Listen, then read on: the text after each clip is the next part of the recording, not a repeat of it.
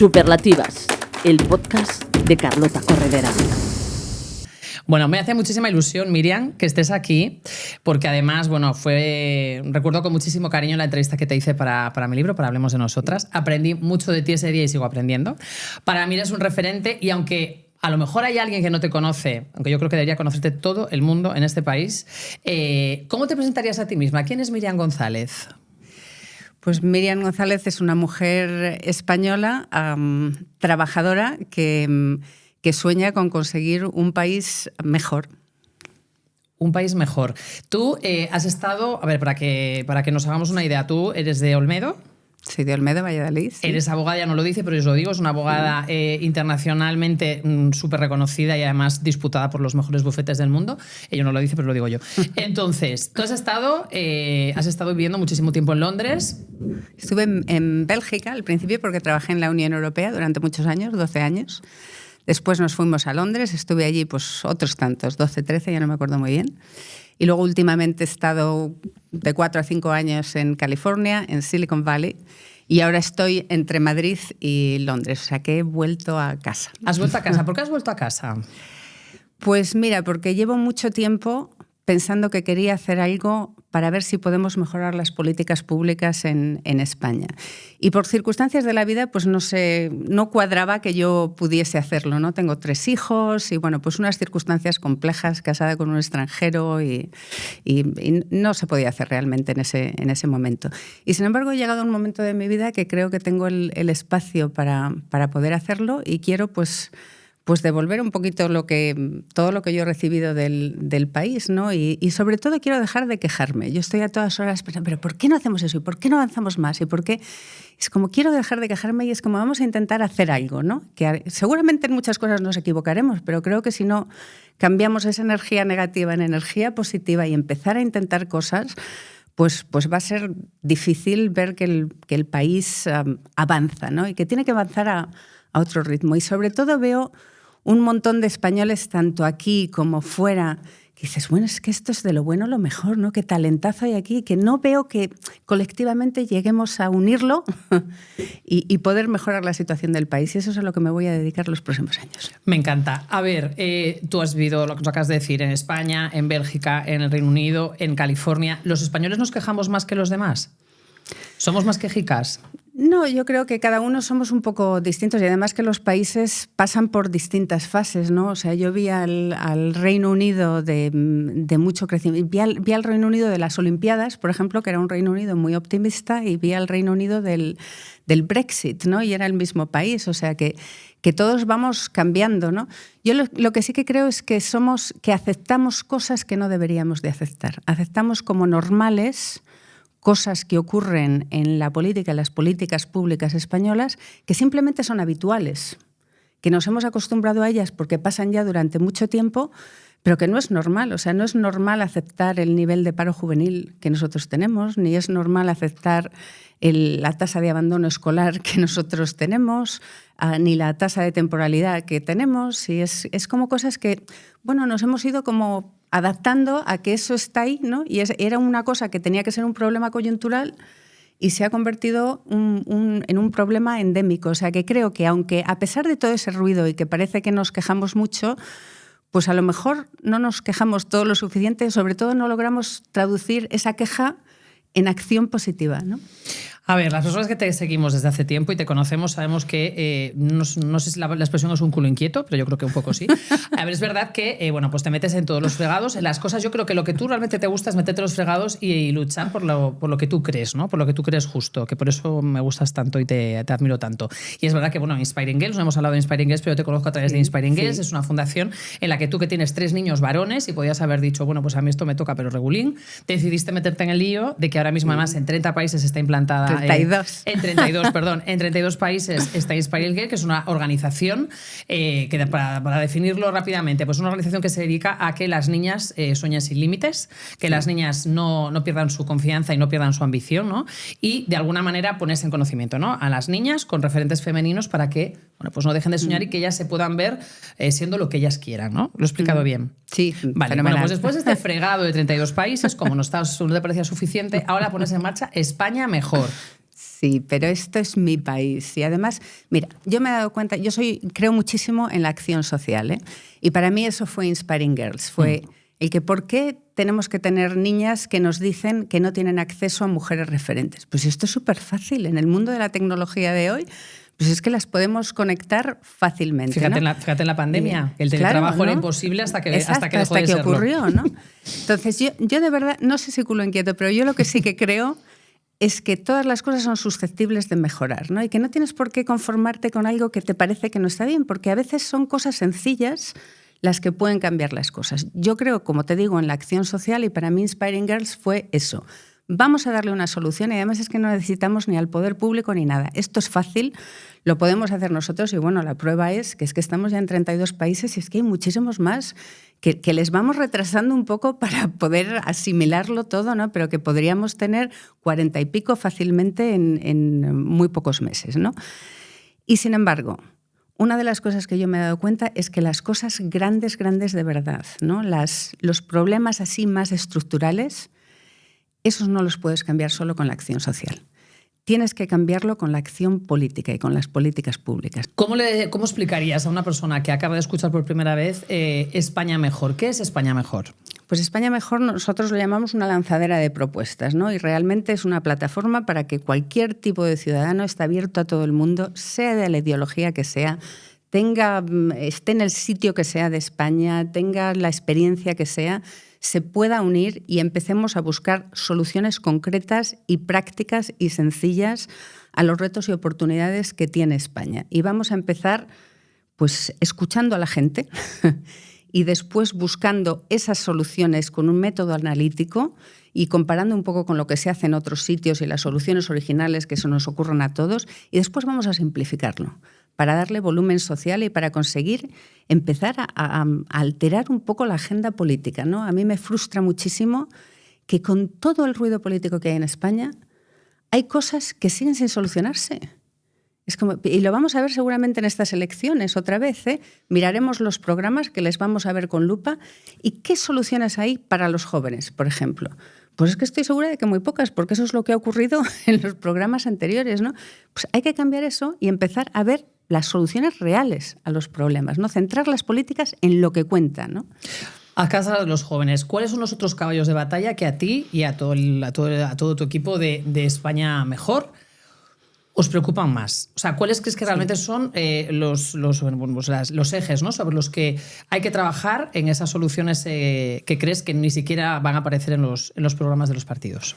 Bueno, pues efectivamente los jóvenes es uno de los primeros proyectos que tenemos en marcha, porque creemos que son los grandes estereotipados y los grandes abandonados de la política española.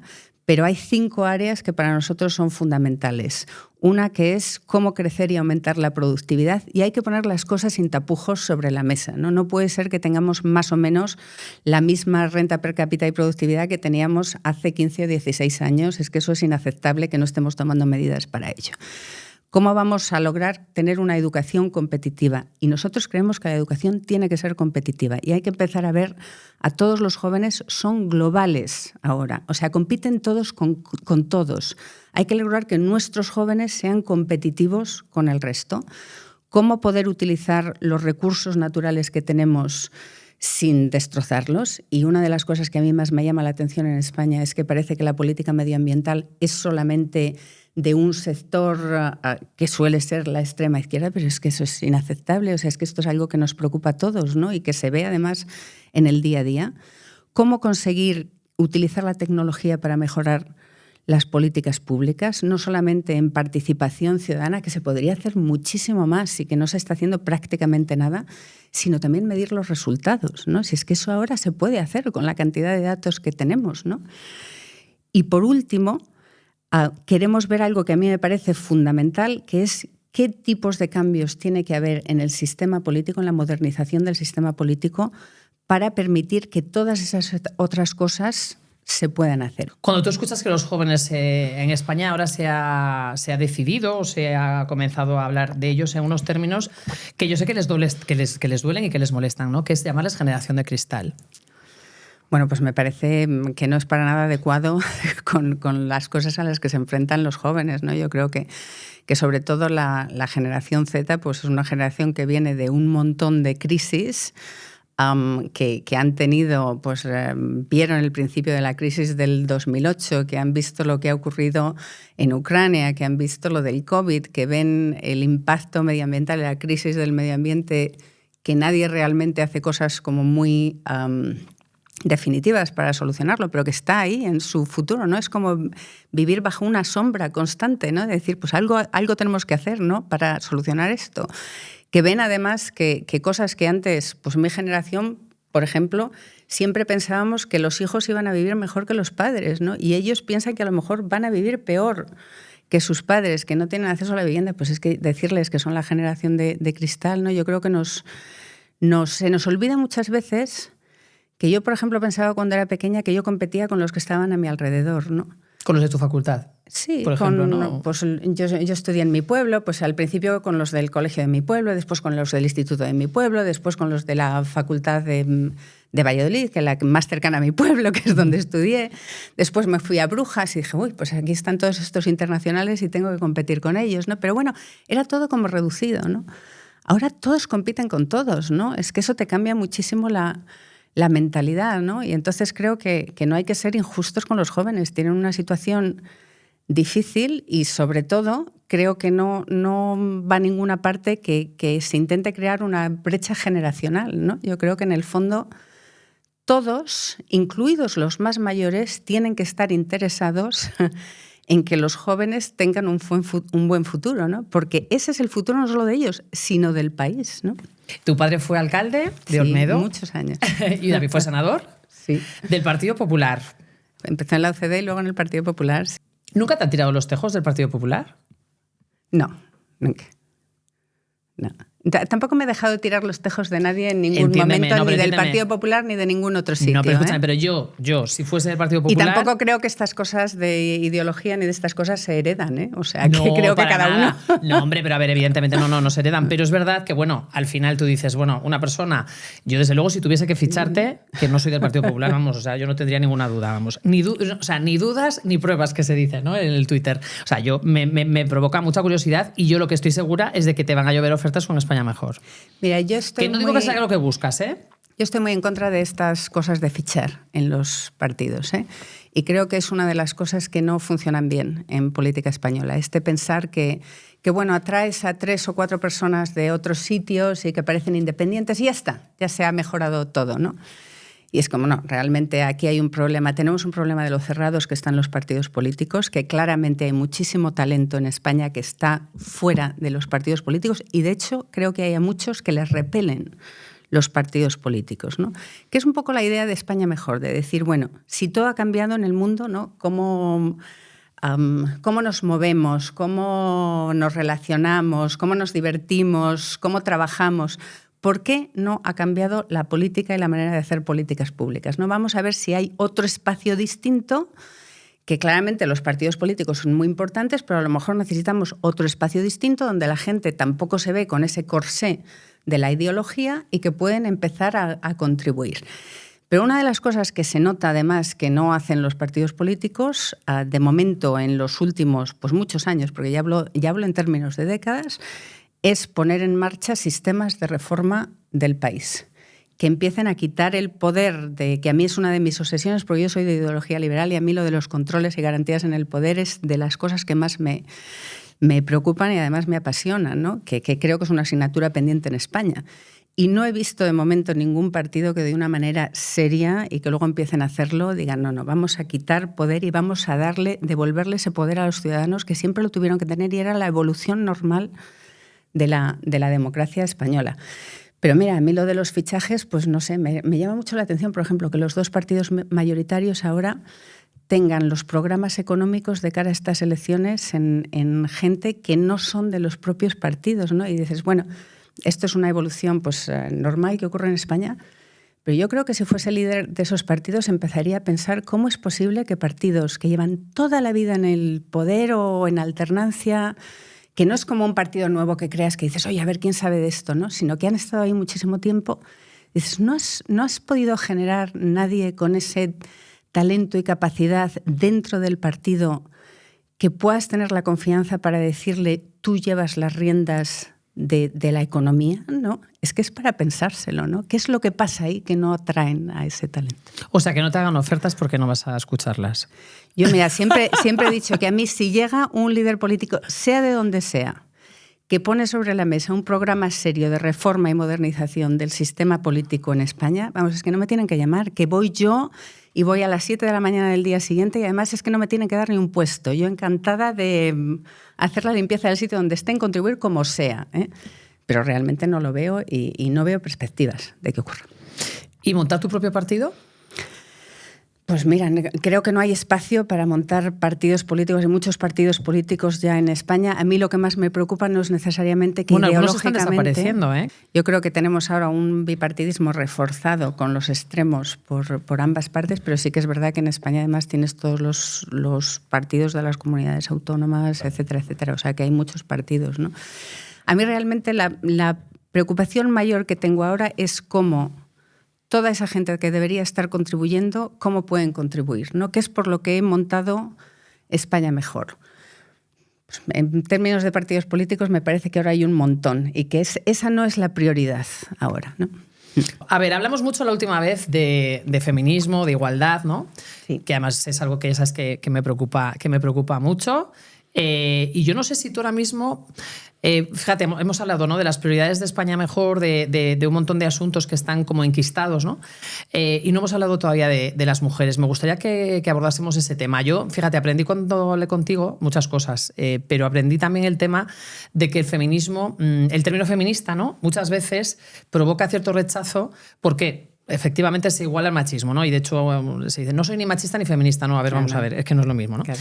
Y tú hablas de sexismo, que a lo mejor también es una manera como de neutralizar, ¿no?, esa equiparación que hay.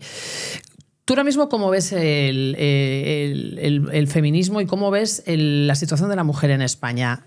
Hace 4 años que hablamos. No sé si crees que hemos ido para adelante, si hemos ido para atrás.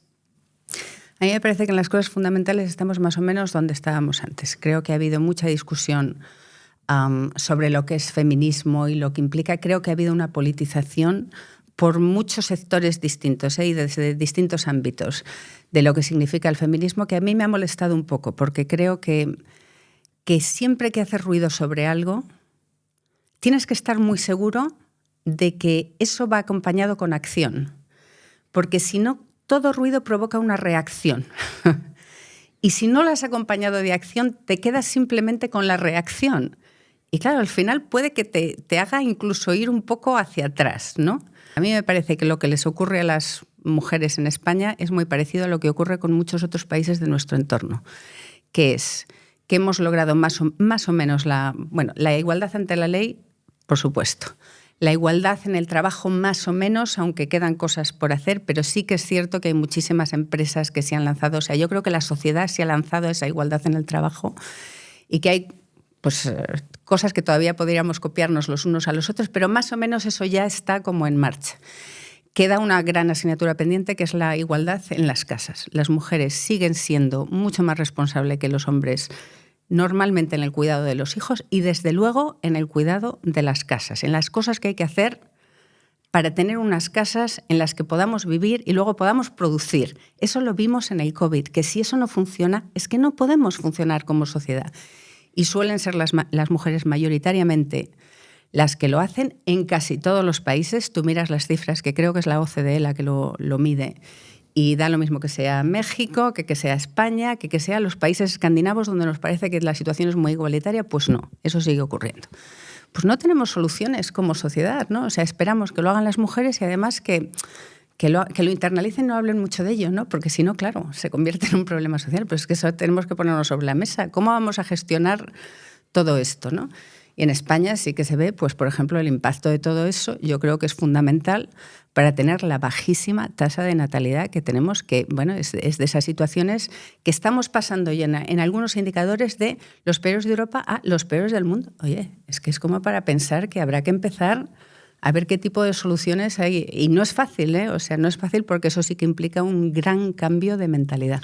Bueno, pero además fíjate que también me contabas hace 4 años que es un problema social, pero también es un problema económico, ¿no? Porque al final las mujeres asumen una parte de la economía que eso ni cotiza, ni genera absolutamente nada más que beneficios a todos los demás, ¿no? O sea, el Estado se aprovecha, por decirlo de alguna manera, ¿no?, de que todo ese trabajo silencioso y toda esa carga mental, ese esfuerzo, esa intendencia de que las casas marchen, ¿no?, con maridos corresponsables incluso. Las mujeres normalmente trabajan más dentro de casa.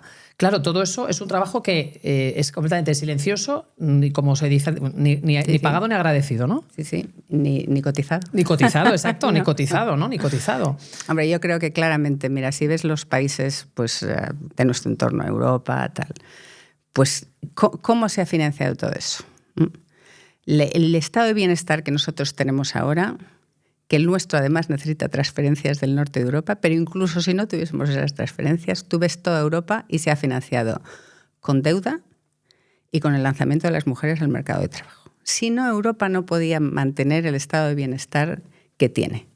Pues es que, claro, si necesitamos que cada vez haya más, porque claramente desde el punto de vista económico y social, que luego a ti, oye, cada persona puede tomar la opción que ellos quieran y que se puedan permitir en su vida personal.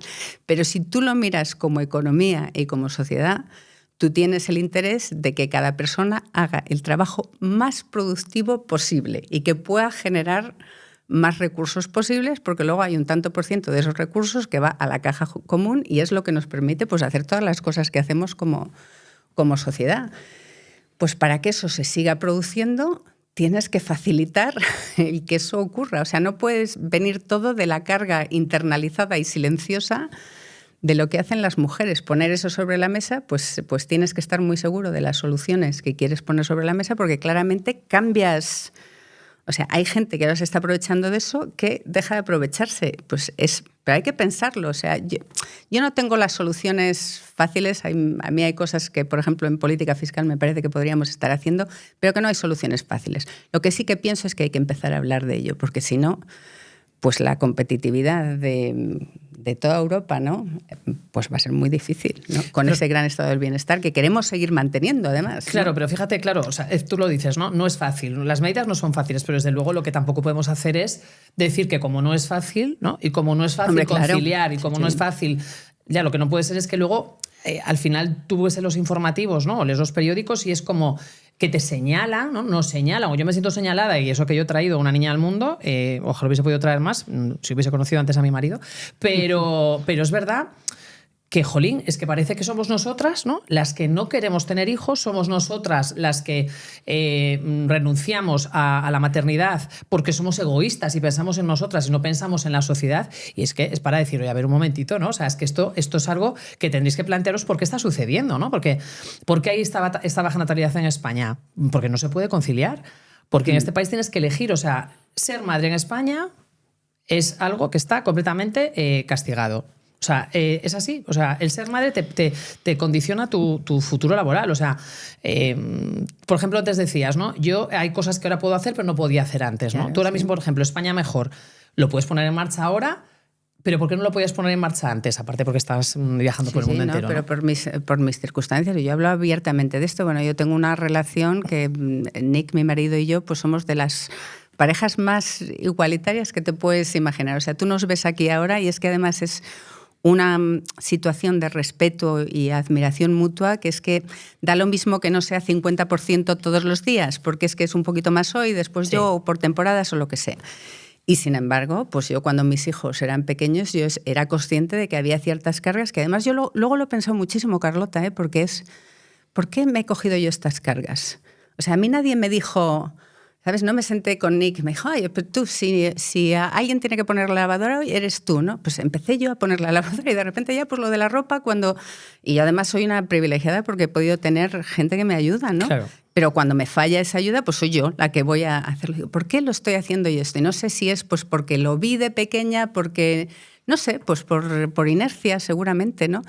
Y hemos tenido momentos que para mí el COVID fue fundamental, porque fue sentarnos todos, además con mis hijos sobre la mesa, es como vamos a repartir las tareas que tenemos aquí, pero claramente yo no hubiese podido hacer España mejor pues hace 12, 15 años, y yo al Nick le digo muchas veces, pues tú has podido hacer la carrera política que tuviste y que yo no hubiese podido hacer la que a mí siempre me ha interesado, la política, pues porque cuando tú estabas haciendo esos contactos fundamentales, que es como salirte un poco de tu trabajo y hacer las redes y tal, pues yo estaba o amamantando a los niños o preocupada de la comida de no sé qué, ¿no? O sea, eso es una realidad. Yo creo que hay una tasa de maternidad, no solamente en España, que la hay en casi todos los países, ¿no? Y yo no me siento señalada, la verdad es que no me siento señalada. No, cuando digo señalada, ¿no? Me refiero a que parece que nos responsabilizan a nosotras como si fuese una situación que está en nuestra mano cambiar sin ningún esfuerzo, ¿no? Sí, eso es imposible, ¿no? Claro. O sea, lo que sí que estoy muy de acuerdo es que esto es una cuestión para la sociedad. Esto hay que pensarlo todos, claro, ¿no? Porque tiene impacto en todos. Y el que aquí no haya una tasa de natalidad mayor, pues es que lo que hace es bajar a todo el país, en todo, ¿no? O sea, no tenemos la innovación que teníamos que tener. ¿Por qué? Pues porque no estamos creciendo. La política de inmigración va a tener que ser de determinada manera. ¿Por qué? Pues porque no crecemos nosotros en términos de números de habitantes. O sea, es que tiene un impacto generalizado, ¿no? En todos. Es que eso es evidente. A mí me sorprende que haya gente que no lo vea así. Claro, no, pero es verdad que... Pero como de cajón. Soluciones, pero busquemos soluciones entre todos, y pensemos realmente que el conciliar, porque fíjate, a mí me da mucha rabia, ¿no? Cuando, no, es que claro, es que os quejáis mucho, ¿no? Es que el victimismo, bueno, claro, es que falta mucha empatía, ¿no? Y yo, bueno, incluso con mi entorno, cuando hablo pues de mujeres, de feminismo, de violencia de género, tal, a veces cuesta, a los que están en el privilegio les cuesta ver que están en el privilegio. Yo lo entiendo, porque es como tú dices, ¿no? Al final, las personas que el Estado, las empresas, el sistema, ¿no? Al sistema le va muy bien que nosotras sigamos haciéndolo de manera silenciosa, asumiéndolo claro. a cero pounds, ¿no? Pero claro, si eso, para que eso cambie, hay gente que tiene que perder. Y hay gente que no está dispuesta a perder, ¿no? ¿O sí, no? Vamos a ver. En esta situación está claro que si las mujeres tienen una carga desproporcionada del cuidado... Ya te digo que en hijos a mí me parece que se está cambiando un poco naturalmente por parte de la sociedad, ¿no? Pero hay cosas que claramente en el cuidado de las casas o la gestión de las casas, aquellas que se pueden permitir tener ayuda, pues hay un desequilibrio. Si tú vas a equilibrar, pues está claro que gente que ahora se beneficia de no tener lo que hacer, pues tendrá que hacerlo. Que es por lo que yo te digo que creo que cuando empiezas a poner ese debate sobre la mesa, o sea, normalmente la manera en la que actuamos en la acción social es, hacemos ruido sobre algo, lo ponemos en la agenda y después buscamos soluciones, ¿no? O sea, generas todo ese momento y después vas a las soluciones. A mí me parece que cuando cambias tanto el equilibrio como lo vas a tener que cambiar aquí, es mucho más inteligente empezar a pensar las soluciones y luego le ponemos bien de ruido que al revés, porque si no creamos una reacción y realmente no hemos llegado a las soluciones, ¿no? Y es que seguimos perdiendo tiempo, que es que esto ya lleva sobre la mesa mucho tiempo, ¿no? Este problema. Hablamos de conciliación, hablamos de bajas tasas de natalidad, pero hablemos también de violencia de género, ¿no? Porque fíjate que, bueno, sigue siendo un drama que está a la orden del día y que no, o sea, cada día, ¿no? Cada día además hay una especie, yo creo que estamos como narcotizados, ¿no? Nos hemos acostumbrado tanto fíjate, nos hemos acostumbrado tanto, Miriam, a las noticias de los asesinatos de mujeres, que el otro día los periódicos titulaban que una niña de 3 años que había presenciado como su padre asesinaba a su madre embarazada de gemelos estaba bien. La habían encontrado bien a la niña, ¿no? O sea, ¿qué manera de deshumanizar, ¿no? O sea, que pues en bien se refiere a que estaba viva o bien se refiere a que... Sí. Pero fíjate hasta qué punto los propios medios, ¿no? Titulamos y le intentamos dar... Bueno, la niña estaba bien. O sea, esa niña, evidentemente, ¿no? Pues qué situación, ¿no? Qué drama y qué trauma, ¿no? Sí, bueno, yo creo que sí que es justo reconocer que en España se ha hecho mucho, ¿eh? O sea, que eso es una buena cosa porque sabemos que podemos hacer mucho más. O sea, si ya lo hemos hecho es que podemos seguir haciéndolo. A mí me parece que la conciencia social ha evolucionado más que las medidas específicas a favor de que estas situaciones no se produzcan o que se puedan se puedan corregir. ¿España es más machista que los otros países que tú conoces? No, yo creo que no es más machista que otros países. Yo creo que todos tenemos algo, ¿no?, que es un poco peculiar a cada uno de nosotros. Yo, por ejemplo, el machismo que he visto en los medios de comunicación, los tabloides, que son un montón ahora, porque los tabloides siguen creciendo, británicos, pues son cosas que creo que jamás se producirían en España. O sea, yo, por ejemplo, esas portadas que hacían de la primera ministra y la primera ministra de Escocia, que ponían las piernas y hablaban de sus piernas como los jarretes y tal, y dices, bueno, pero ¿cómo es posible, no? Pues yo creo que eso ocurre en España, seguramente el editor se tiene que ir, ¿no? Pero en el Reino Unido, pues eso pasa. Creo que en Estados Unidos hay mucho machismo que se les aplica a las mujeres por esa concepción tan idealizada de la familia americana, la familia Kellogg's, ¿no? Claro, la familia Kellogg's se sustenta sobre que está la madre ahí haciendo que esta familia sea ideal. Y aquí pues tenemos peculiaridades, ¿no? Aquí te hacen, por ejemplo, en las reuniones un comentario físico que dices, bueno, esto te lo dicen en California y se ha caído, ¿no? Pero bueno, pues cada uno es un poco distinto, ¿no? Con sus peculiaridades. ¿Y cómo? Y creo que algunas de ellas, o sea, a mí me molestan las cosas grandes, ¿eh? O sea, la paja y la cosa pequeña, no, me parece que no tenemos que pasar mucho tiempo discutiéndolas. No, que desgasta, ¿no? Sí. Pero, por ejemplo, no sé cómo vives tú, por ejemplo, además precisamente siendo de Castilla y León, ¿no? El auge que estamos viviendo en España desde hace unos años con el tema de la ultraderecha. Pues me preocupan las ultra todo, ¿eh? Me preocupa la ultraderecha, me preocupa la ultraizquierda. Yo soy una persona muy... Realmente no me gusta a mí decir que soy de centro, aunque creo que sí que estoy ahí en el centro, porque me parece que el centro da una impresión como que tienes que ser equidistante de todo lo demás. Y yo me considero liberal, o sea, y además de ese liberalismo, lo decía antes, ¿no?, de los controles y garantías en el poder. No me parece que sea ese liberalismo del liberalismo económico y luego todo lo demás no, o el liberalismo económico a ultranza no. Yo creo en la reglamentación y creo en la igualdad de oportunidades en el mercado y creo sobre todo que toda concentración de poder, sea o del mercado o sobre todo política, que creo que es el gran problema que tenemos en España, pues hay que poner controles y garantías en eso y que se devuelva el poder a cada uno, al individuo, que tú están todos para servirte a ti. No eres tú el súbdito de nadie en el poder político, ¿no? Y por eso los extremos pues me preocupan y creo que son extremos tanto por la derecha como por la izquierda, además muy ideológicos en España y que gracias a Dios, y creo que va a ocurrir lo mismo en estas elecciones por lo que se ve en las encuestas, realmente son minoritarios en España, ¿no? O sea, yo sí que he visto en otros países pues que han tomado el poder, ¿no? Y creo que en España solo pueden llegar al poder a través de coaliciones, ¿no? La mayoría de la gente está más en el medio. Me preocupa más cómo tiran esos extremos de los dos partidos más tradicionales y cómo los partidos tradicionales se dejan tirar por esos extremos, ¿no? Sí, bueno, me refería sobre todo porque a mí personalmente lo que más me preocupa es todos los retrocesos que se anuncian, ¿no? Que se anuncian que puede haber respecto a las mujeres, empezando por el negacionismo de la violencia de género, ¿no? Pues mira, te quiero presentar a alguien que es una persona muy importante en Superlativas, que es la doctora Sorora, ¿vale? Te explico. Cada episodio la doctora Sorora abre su consulta para recetarnos unas buenas dosis de feminismo. La doctora Sorora es una veterana y activa erudita de la teoría feminista que se imparte en las universidades a través de los estudios de género. Su objetivo es revelar a la audiencia pues, la utilidad y la rentabilidad que tiene el feminismo con un lenguaje cercano y ameno. Hoy llega el turno de conocer y detectar a las abejas reinas. Atenta, Miriam, y adelante, doctora Sorora. Hola, Carlota. ¿Qué es ser una abeja reina para el feminismo?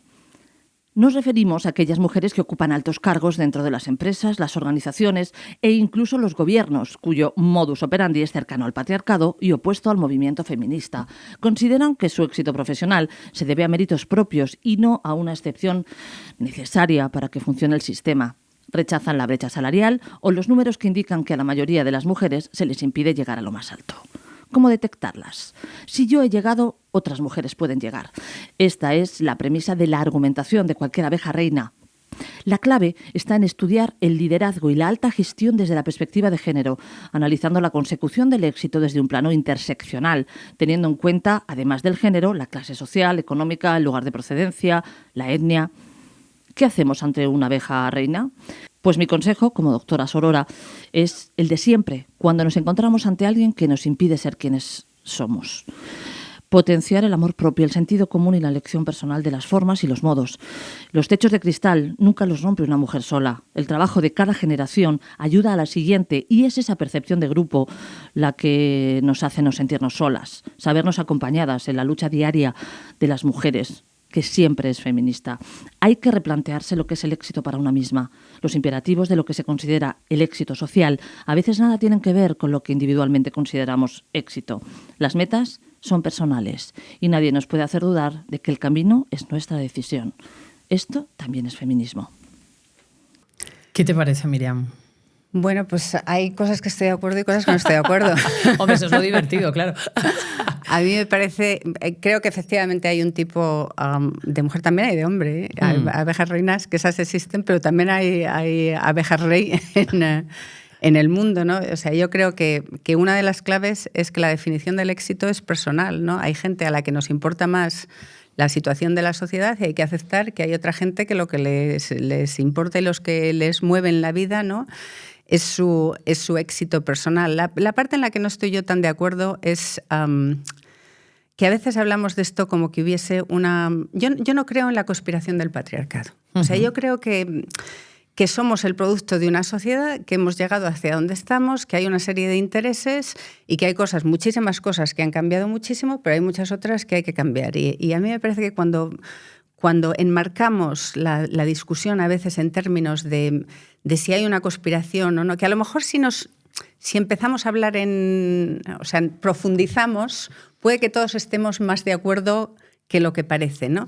Pero que a veces simplemente esa manera de presentarlo se convierte como en una excusa, ¿no? Es algo ahí que está escondido, que es difícil luchar. Es que esto no es tan difícil de luchar contra ello. Es que tenemos que tener muchas más mujeres en todos los puestos de la sociedad. Porque esto además no es una situación de una minoría que tiene que llegar a un sitio distinto. Esto es una situación de una mayoría que no tiene la representatividad social que tiene que tener y que se han hecho cosas muy pragmáticas. Yo soy muy del pragmatismo y la sencillez, ¿no? Se han hecho muchísimas cosas, pero hay muchas otras que tenemos que hacer. Lo que sí que reconozco es que es verdad que yo he visto a muchísimas mujeres, bueno, primero quizá una anotación más, lo de que si esta persona ha llegado, tú también puedes llegar. Yo creo que eso es un mensaje importante, ¿eh?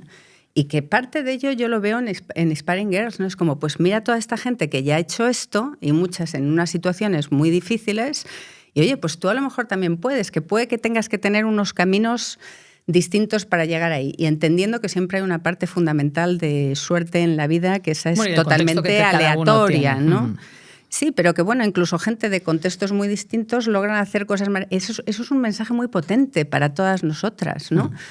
Pero claro, no se trata de que llegue el 0,01 de gente magnífica, que además ha tenido la suerte y ha tenido el contexto y tal, y han llegado ahí. No, es que se trata de que el 51% pueda llegar pues como se llega en el otro 49%, ¿no?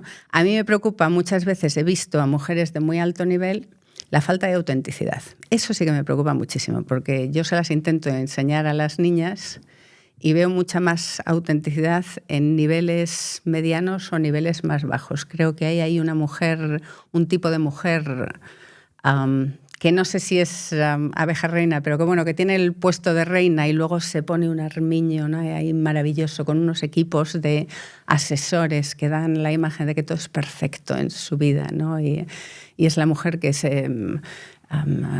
dirige una mega empresa, pero que le da tiempo a cuidarse físicamente, a contribuir en no sé qué, en tal.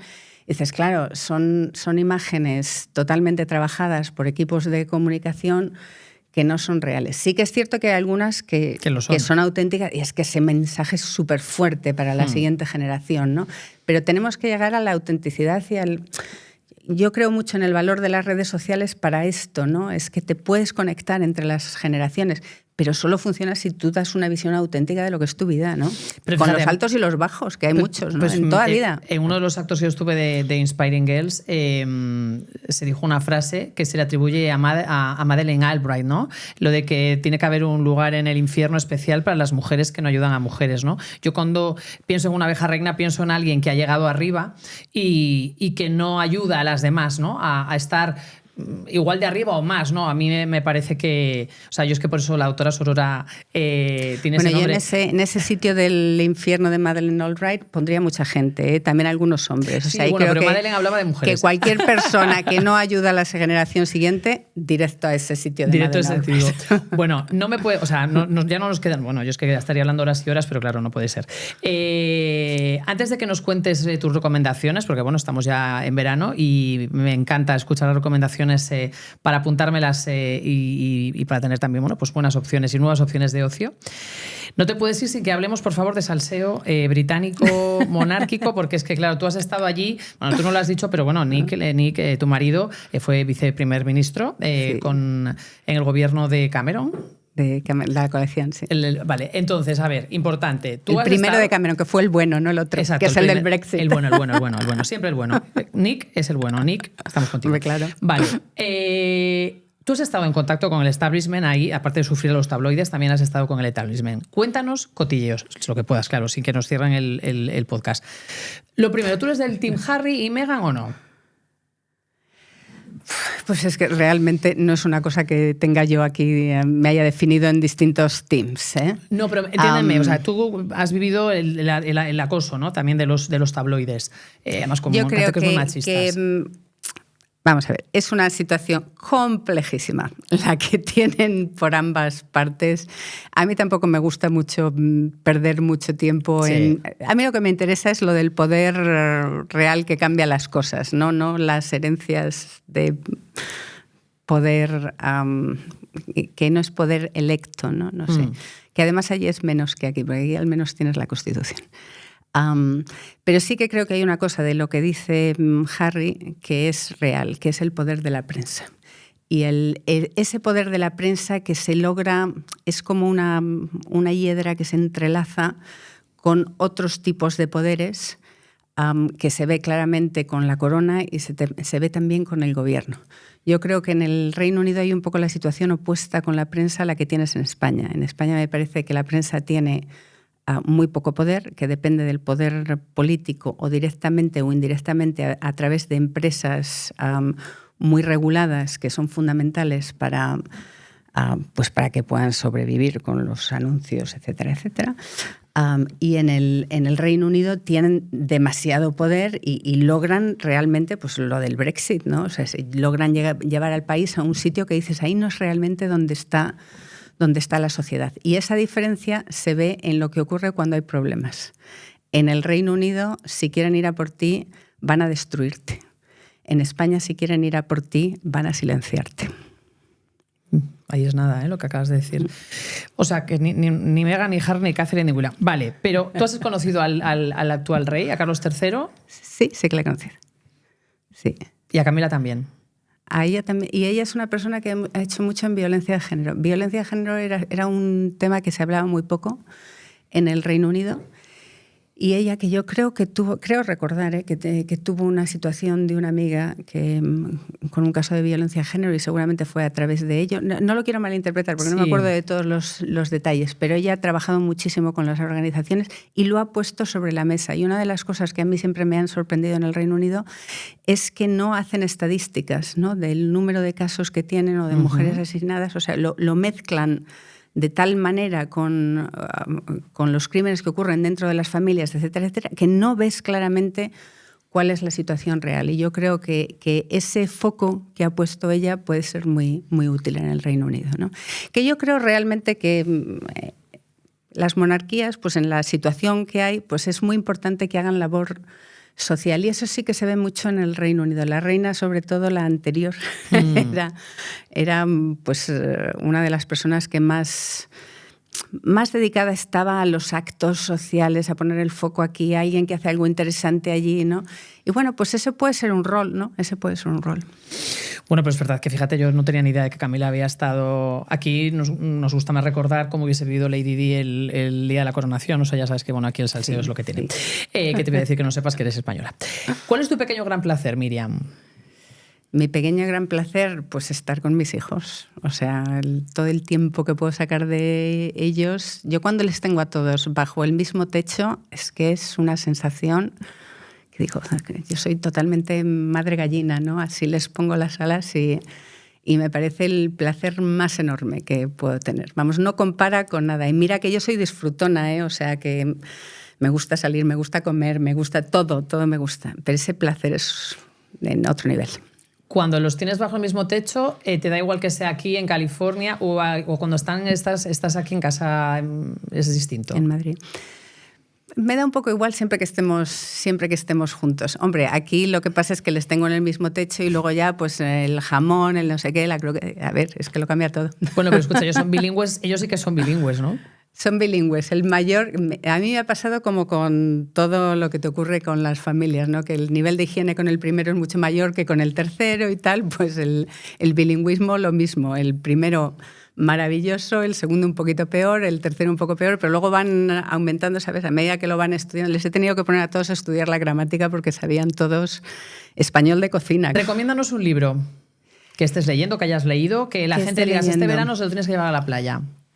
Bueno, pues mira, te voy a recomendar uno que a lo mejor a mucha gente no le interesa, pero es que es un tema que a mí me obsesiona mucho ahora, que es la inteligencia artificial. Y uno de los libros que estoy leyendo ahora, me estoy intentando leer todo lo posible porque creo que lo mismo. Estamos en una situación en la que parece que hay una conspiración, ¿no? Que viene al mundo y se me ha olvidado el nombre ahora de la señora, fíjate, de Melanie Mitchell. Mitchell. Inteligencia artificial para el ser humano pensante, creo que se llama, Guía de Inteligencia Artificial, que ese es el que me estoy leyendo así con más detenimiento. Pero el que me acabo de leer ha sido Hamnet, que a lo mejor le conoces, de Maggie O'Farrell, que es delicioso, es intimista, tiene ahí un lazo a la vida de Shakespeare y que es totalmente recomendable. Y el que me voy a empezar ahora mismo es el libro de Risto Mejide. Ah, mira.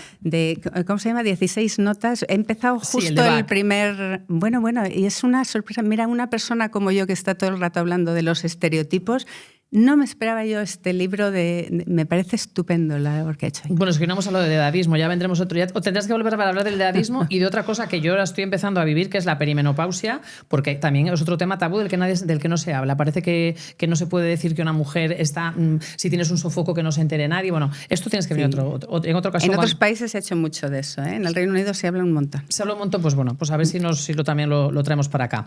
Una película. Una película, pues de las últimas que he visto con mis 3 hijos ha sido en la búsqueda de la felicidad, The Pursuit of Happiness, de Will Smith con su hijo. Bueno, lo que he llorado, y no la había visto en su momento, que es de como hace 10 años, y ríos de lágrimas. Esas que cuando tienes así el día tonto te la pones y lloras a gusto. Pero además ese mensaje tan positivo de cómo la perseverancia, claro, si se ponen las circunstancias, porque hay gente que persevera y no llega ahí, ¿no? Pero que a veces se ponen las circunstancias y la perseverancia te hace llegar a un sitio mejor a pesar de todas las dificultades, ¿no? Que es un mensaje muy americano, es un mensaje muy americano, ¿no? Una de las cosas que yo saqué de California, la perseverancia y el riesgo, la actitud ante el riesgo, que a mí California en eso me cambió la vida. Vamos, que era tomas más riesgos que antes. Muchísimo. Yo seguramente no hubiese hecho España mejor antes. Y sin embargo tienes ahí esa actitud de ¿pero por qué no te arriesgas a hacer esto si es lo que quieres hacer? Y además es que una vez que lo dices, pues ya lo voy a poner en marcha, y te dicen, ¿y cómo lo vas a escalar para que sea? Bueno, es que es toda ambición, ¿no? Y esa actitud tan positiva. Están a todas horas hablando del futuro, ¿no? Y dices, ¿por qué no logramos nosotros hacer eso también? Con nuestras particularidades, ¿no? Porque hay cosas buenísimas que tenemos nosotros, ¿no? Pero un poco más de actitud de riesgo y actitud positiva sería estupendo. Bueno, ¿eres de series? ¿Te gustan las series? Pues mira, intento ver alguna serie, pero yo es que soy muy dormilona y veo un montón de los primeros minutos de una serie y luego ya me olvido de dónde la he dejado y tal. Pero la última que he visto, que además es una serie bastante frívola, pero que me ha gustado, ha sido La Reina Charlotte, que es un spin-off de Bridgerton. Y oye, también me ha parecido un mensaje interesante, ¿no? De una mujer que venía aquí solamente a tener hijos, ¿no? Y que de repente le da una vuelta y se hace determinante, ¿no? En ese poder del país en ese momento determinado, y una historia de amor ahí como muy compleja en el medio. Me ha gustado mucho. Sí. Hombre, a mí me ha gustado más que los Bridgerton, y los Bridgerton me ha gustado mucho, ¿eh? Sí. Que ya hemos terminado, Miriam. Ah, qué bien. Gracias. No, gracias a ti. Y oye, espero que Superlativas dure mucho. Que no te he preguntado antes, pero ¿te gusta el nombre de Superlativas? Sí. Me encanta el nombre de superlativas. Ya te he dicho que me parece súper apropiado a ti. Y, tú también eres muy superlativa. Y creo que hay que ser... cuando uno quiere ser superlativo, tienes que serlo abiertamente. No hay que esconder ni la condición superlativa, ni la ambición, ni nada. Hay que ponerlo todo sobre la mesa. Muchísimas gracias. Mucha suerte con Gracias España Mejor, que bueno, ya me irás contando cómo va todo y ese talento que vas a ir encauzando, ¿no? Que Muchas gracias. A ver si se animan los jóvenes a participar en la encuesta. Seguro que sí. Muchas gracias. Gracias a ti.